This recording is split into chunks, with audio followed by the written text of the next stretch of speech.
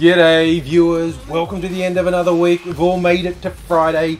Time for a totally fucked up Friday. Look, it'll still be Friday by the time this goes live. I know it won't be Friday locally, but it'll be Friday somewhere in the world. So it still counts. Happy International Women's Day.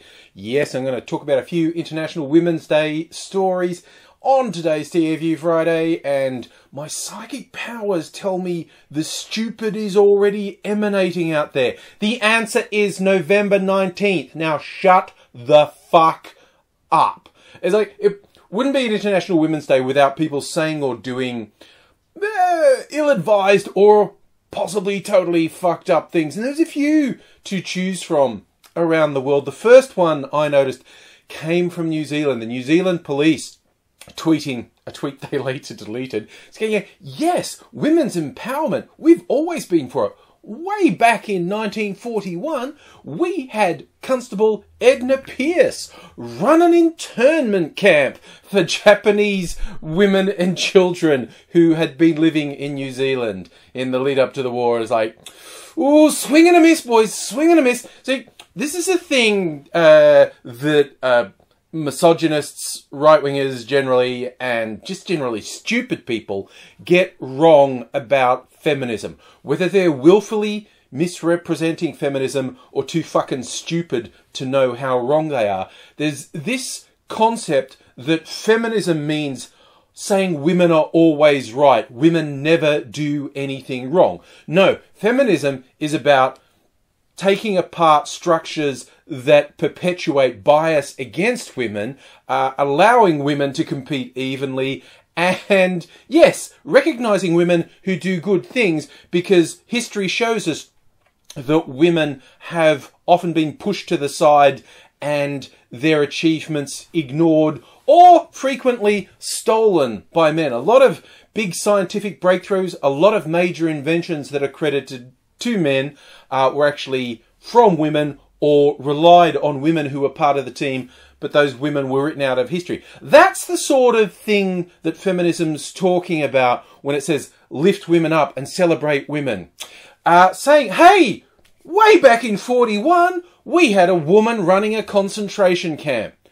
Not a great moment for women, feminism, or humanity, that internment of citizens and residents because they looked like the people you were at war with.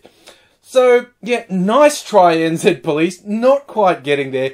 Unsurprisingly, way further off the mark was our temporary Prime Minister Scummo just saying the dumbest shit. It was like, he's kind of like being talked to by journalists and saying, oh, well, you know, should women be given more opportunities? And he's going, yeah, I mean, we want women to do better, but... And he's trying to go why he's not given up the jobs for the boys his party is so bad at. He's going, oh, well, we don't want other people to suffer. Basically, we don't want women to get any more if it means men getting less.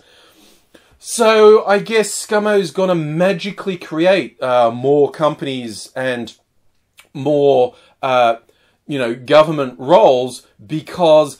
by definition, when a system has been biased and has been locking out women and minorities to the favour of, let's be frank, some very mediocre white men, some great men, some very mediocre men. I mean, seriously, when we look at the National Party, Barnaby Joyce still seriously believes he should be leader. And it's just like, the rewarding of just cretinous failures.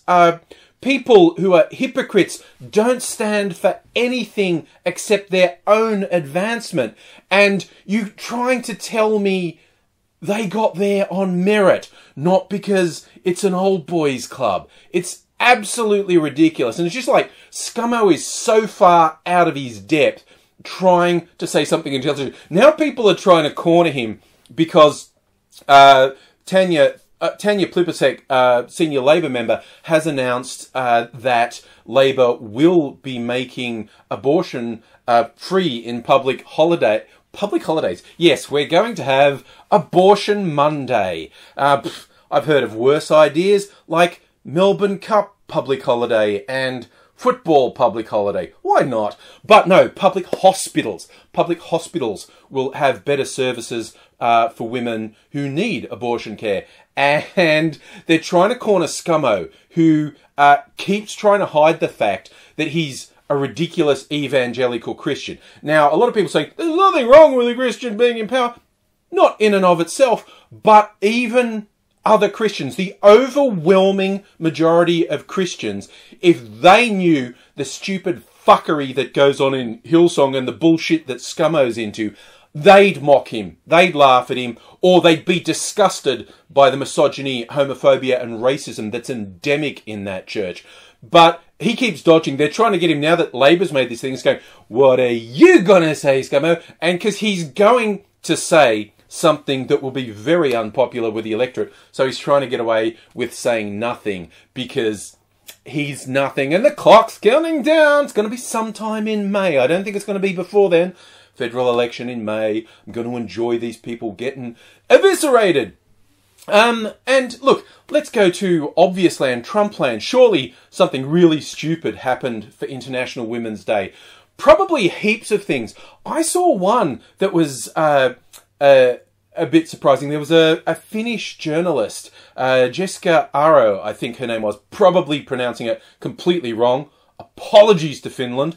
But she'd been recognised for some groundbreaking work, really brave journalism, exposing corruption in Russia, Russia interference in governments around the world, been recognised as some very brave, high-quality journalism, and she was going to be given a special award on International Women's Day. And it's all geared up, and then, I don't know, they looked at her social media, and she fucking hates Trump, and has spoken out against Trump repeatedly, you know, like any sane person. And so, whoops, no, you're not having that. And then they came up with this ridiculous bullshit. Oh no, we didn't take it away from her because she's anti-Trump.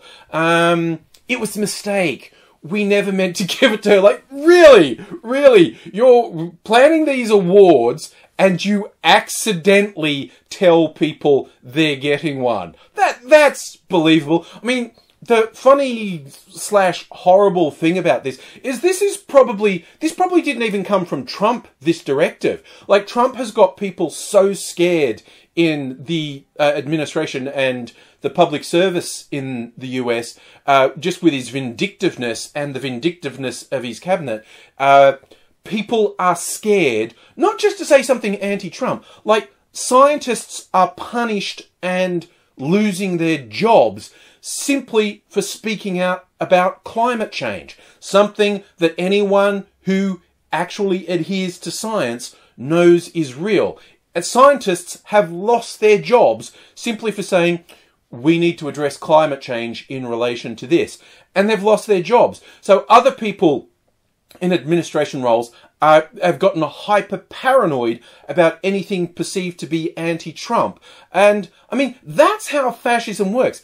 Trump's not a fascist. America's not a fascist state. I'm just saying that's how fascism works. That's one of the many similarities Trump's behaviour and his administration's behaviour has with fascist regimes. The quelling of dissent, the ruling through fear. It's just fucking ridiculous. Like I said, if there wasn't really quite creepy, chilling effects going with it, it'd be funny. This is one of those laugh or cry moments, really. And look, just to go out, speaking about Trump and America, yet another one of his really close cronies, Manafort, Paul Manafort, sentenced to jail. Now, a lot of people have been focusing on the comparatively short sentence he got. The judge seemed to be very sympathetic to him for no good reason, because he's been a shifty character his whole life, and yet the judge goes, oh, he's been really good his whole life. No, he really hasn't. Sentenced him to less than 4 years. The prosecution said, okay, he's guilty. The guidelines say he should get like 15 to 20 years. Your call, Judge. Judge goes, less than 4 years.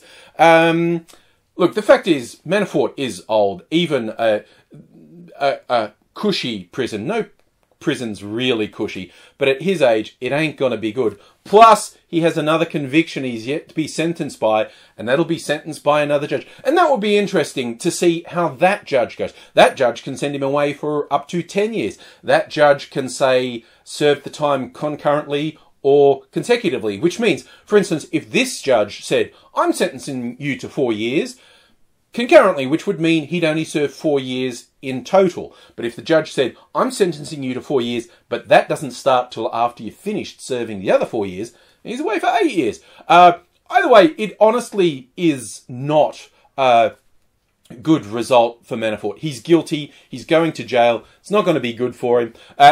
I did see a lot of insightful things from legal experts, and these were not sort of rabid pro-Democrat legal people, lawyers and legal experts. These are people who were at least objective, and many of them are active Republicans and conservative, but they've just said, this is shit sentencing, and this exposes how shit the justice system is.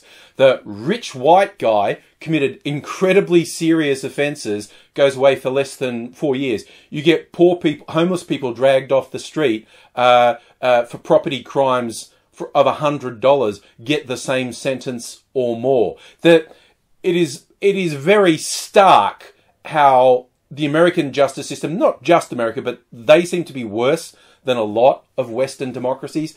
The sentencing and enforcement is very much influenced by race and class. If you're a rich white person, you're going to be treated much better than a poor white person, much, much better than a poor black person. But, I mean, yeah, again, you know, you've got to be real, like, people saying, why did Manafort only get 4 years? It's, you know, it makes sense. I mean, all he did was get found guilty of betraying his country and hiding millions of dollars in payments. He wasn't a teenage black kid caught with a joint.